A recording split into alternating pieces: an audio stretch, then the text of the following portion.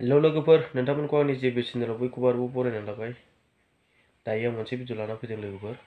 नोंथांमोना थाम्बनेल आरो टाइटेलाव नायना एसेबाबो बुजिखाबाय जानांगौ, नङा होमबा लोगोफोर? आं मानि सायाव भिडिअ लाबोदों। दायो नोंगौ जोंहा थारैनो, नङा होमबा लोगोफोर? जोंहा नैबे बिटिआर सरकारनि सायाव थानाय, जोंहा दायो सोलिफुबाय थानाय बिटिआर सरकार, नङा होमबा लोगोफोर? बिसोरखौ आरोबाव मा बुंबावनो, नङा होमबा लोगोफोर? दिनैहाय बिटिआर सरकारनि सायाव गोबांथार जोंहा एनडिएफबि मुंख्लंफोरनि न'खरफोरनि बा माखासे एनडिएफबिनि सोद्रोमाफोर, बे बिथांमोना गोबांथार दुखु सैनांबाय। दा दिनैहाय जोङो बेसे नायबावनो बा बेसे खोनासंनो, नङा होमबा लोगोफोर? दिनैहाय खोनासङोब्ला दुखुनांथाव बेफोरबायदि खोथाखौ जों खोनायोब्ला।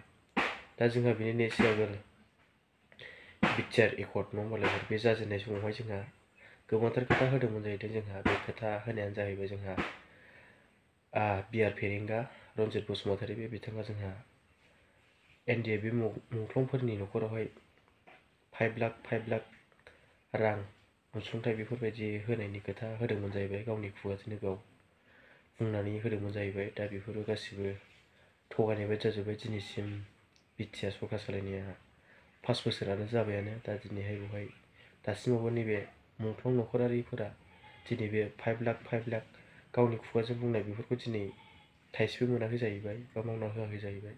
दा बे खोथाखौ जों खोनायोब्ला दुखु मोनो। दा दिनैहाय जोंहा नैबे मिडियानि गेजेरजोंहाय जोङो बुंनायखौ नुनो मोन्दों, माखासे एनडिएफबिनि सोद्रोमाफोरनि बुंनायखौहाय।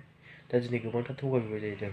दा दिनै नोंथांमोनाबो खोनाबा दुखु मोनगोन। बेनिखायनो नोंथांमोना बे बिआर फेरेंगा बा बिटिआर सरकारनि सायाव नैबे बिथांमोना मा बुंदों, नोंथांमोना फारियै खोनासंना लाबानो जाबाय। बे भिडिअनि गेजेरजों आं नोंसिनो फारि होलांगासिनो लोगोफोर। दायो जोंहा बेसे दुखुनांथाव, नङा होमबा लोगोफोर? दा नोंथांमोना भिडिअखौ स्किप खालामालासे जोबजासिम नायब्ला बुजिगोन। दा नैबे बिआर फेरेंगानि सायावहाय जोंहा नैबे बिथांमोना मा बुंदों। दा नोंथांमोना नैबे आंनि भिडिअनि गेजेरजों नायनानै लाबानो जाबाय लोगोफोर।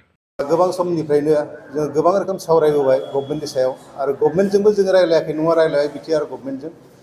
नाथाय दिनै रायलायसेयावबो बिथांमोना जोंनि जे बिथांमोननि जे होखानाय रादाय एबा जे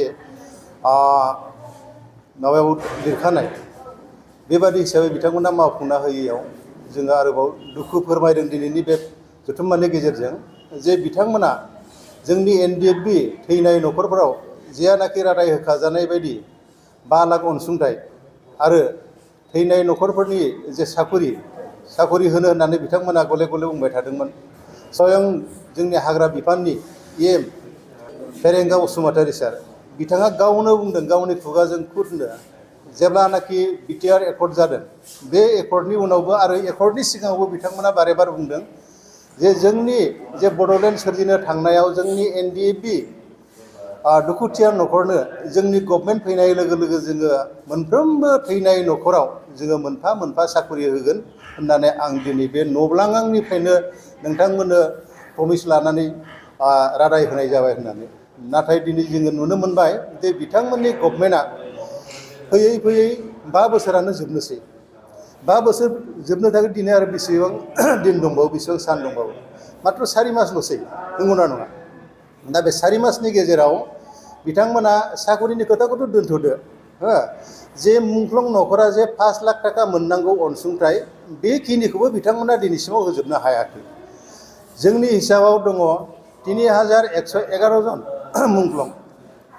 दा बिनि गेजेराव बिथांमोना बे मथा मथि 5 बोसोरानो जोबलांबाय नै। दा 5 बोसोरनि गेजेराव जुदि 4 बोसोर 6 मासनि गेजेराव जुदि बिथांमोना 400नि एसेल' बारा होनो हादों,